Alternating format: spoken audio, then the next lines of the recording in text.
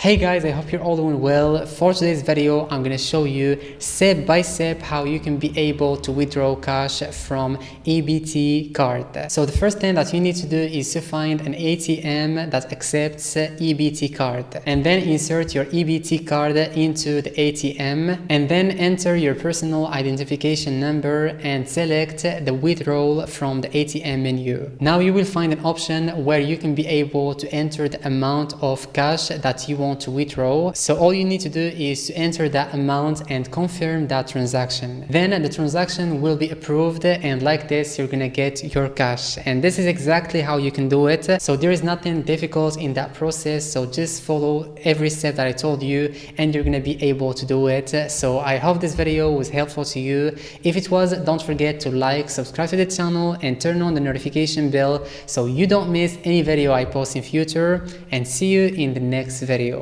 Thanks for watching.